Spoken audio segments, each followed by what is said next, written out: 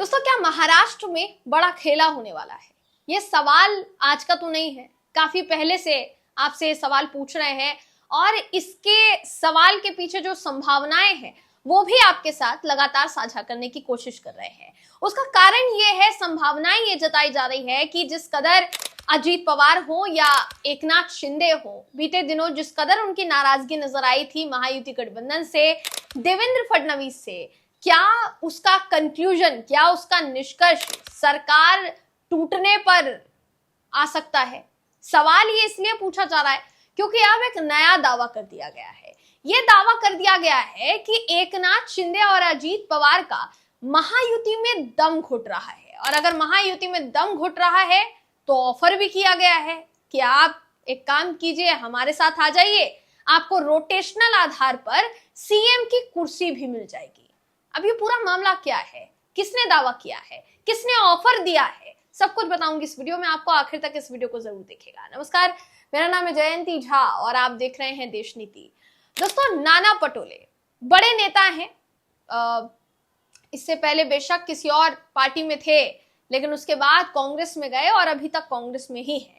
इनकी तरफ से एक स्टेटमेंट दिया गया है, एक बयान दिया गया है दोस्तों, और वो चौंकाने वाला बयान है, क्योंकि जाहिर तौर पर बीते कुछ समय से जो चर्चा चल रही है कि एकनाथ शिंदे नाराज चल रहे हैं महायुति से, एकनाथ शिंदे ने अब ये बयान दे दिया महायुति को लेकर, एकनाथ शिंदे ने देवेंद्र फडणवीस को लेकर ये बयान दे दिया, ऐसे तमाम बातों के बीच नाना पटोले का ये दावा क्या गुल खिला सकता है, इस बात पर सबकी नजरें टिकी हुई है। अब दावा क्या है पूरा, ये बिना देर के आपको बता देते हैं। आपकी स्क्रीन पर इस समय मैं वो खबर आपको दिखा रही हूं जिसके मुताबिक कांग्रेस नेता नाना पटोले ने ये कहकर कि महाराष्ट्र की राजनीति में उन्होंने हलचल मचा दी कि उप मुख्यमंत्री एकनाथ शिंदे और अजीत पवार देश की सबसे पुरानी पार्टी के साथ हाथ मिला सकते हैं। यानी उन्होंने कांग्रेस का ऑफर जो है वो दिया है, ना सिर्फ एकनाथ शिंदे को बल्कि उप मुख्यमंत्री अजीत पवार को भी। दावा उन्होंने किया कि वो भाजपा के नेतृत्व वाली महायुति सरकार में घुटन महसूस कर रहे हैं। यानी एकनाथ शिंदे और अजीत पवार को लेकर वो ये दावा करते हैं कि उनका शायद दम घुट रहा है महायुति सरकार में, इसलिए अगर शिंदे और अजीत विपक्षी खेमे में चले जाते हैं तो उन्हें रोटेशनल आधार पर सीएम की कुर्सी भी मिल सकती है।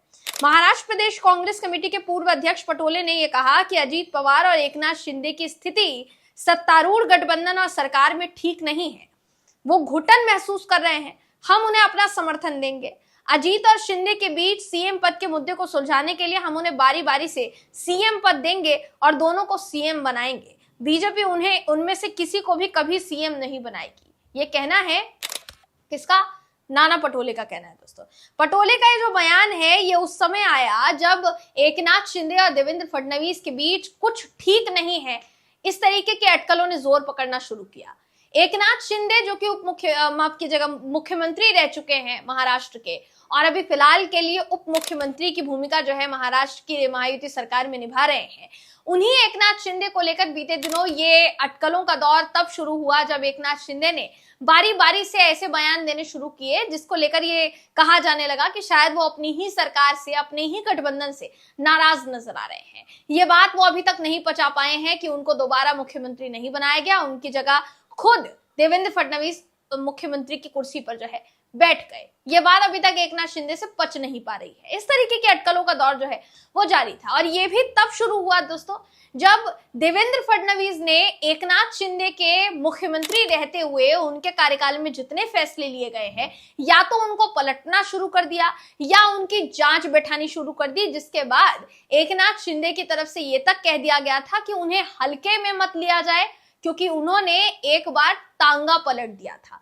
तांगा पलटने से उनका आश्रय ये लगाया जा रहा था कि शायद वो सरकार पलटने की बात कह रहे हैं, शायद वो सरकार तोड़ने की बात कह रहे हैं। तो क्या महायुति की सरकार पर खतरा मंडरा रहा है, ग्रहण मंडरा रहा है? इस तरीके की अटकलें जो है वो शुरू हो गई थी दोस्तों, और अब नाना पटोले का ये बयान कहीं ना कहीं चौंकाने वाला है। हालांकि ऐसा नहीं है कि नाना पटोले ने जो कहा है उस पर एकनाथ शिंदे ने जवाब नहीं दिया है। एकनाथ शिंदे ने पलटवार किया है। क्या कहा है? उन्होंने भी ऑफर दिया है। पटोले के बयान पर नेता शिंदे और बीजेपी के चंद्रशेखर बावनकुले समेत महायुति के नेताओं ने निशाना साधते हुए उन्हें सत्तारूढ़ गठबंधन में शामिल होने का काउंटर ऑफर दिया है। दूसरी तरफ कांग्रेस नेता विजय वडेट्टीवार और उद्धव ठाकरे के नेतृत्व वाली शिवसेना के संजय राउत ने पटोले के रुख का समर्थन किया। वडेट्टीवार ने शिंदे की प्रशंसा करते हुए कहा कि राजनीति में कोई भी व्यक्ति हमेशा के लिए दोस्त या दुश्मन नहीं होता।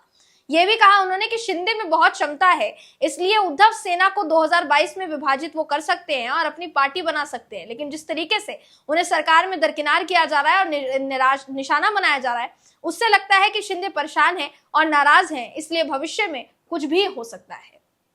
ये कहना है कहीं ना कहीं विजय वडेट्टीवार का। राजनीति में कोई भी हमेशा के लिए दोस्त या दुश्मन नहीं होता। जब किसी के स्वाभिमान को ठेस पहुंचती है तो वो कोई भी निर्णय ले सकता है, ये कहा गया दोस्तों। तो कुल मिलाकर कहा जा सकता है कि चाहे विपक्षी गठबंधन हो, चाहे पक्ष गठबंधन, सत्ताधीन गठबंधन हो, उनकी तरफ से एक दूसरे को काउंटर ऑफर जो है वो दिए जा रहे हैं। लेकिन आप एक बात को समझिए कि ये जो कुछ भी हो रहा है ये एकदम सिमिलर है दोस्तों बिहार से।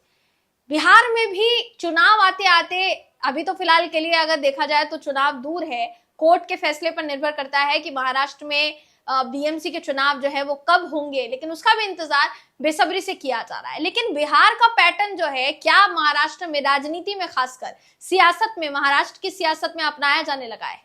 ये मैं इसलिए कह रही हूं क्योंकि बिहार अगर आप देखेंगे, वहां के राजनीतिक सियासी पैटर्न को देखेंगे तो नीतीश कुमार को लेकर बयान दिया जा रहा है लगातार कि नीतीश कुमार को लेकर हल्के हल्के बयान दिए जा रहा है। अगर वो आना चाहते हैं तो उनका स्वागत है, नाराजगी जो है वो हम भुला देंगे, सारी नाराजगी दूर कर देंगे, वो आकर हमसे हाथ मिला सकते हैं, उनके लिए दरवाजे खुले हुए हैं। इस तरीके की बातें अब एकनाथ शिंदे के लिए होनी शुरू हो गई है।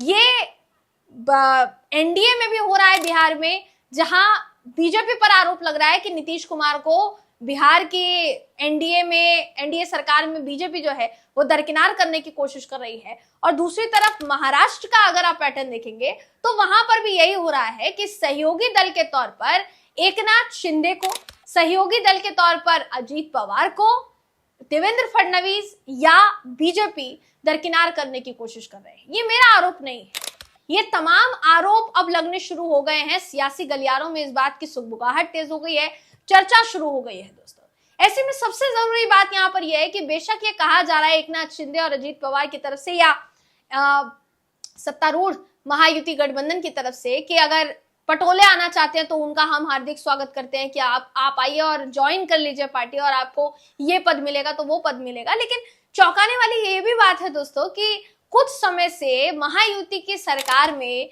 जिस कदर शिवसेना शिंदे के विधायक और भारतीय जनता पार्टी के विधायकों में रार नजर आई है, मुद्दों पर असहमति नजर आई है।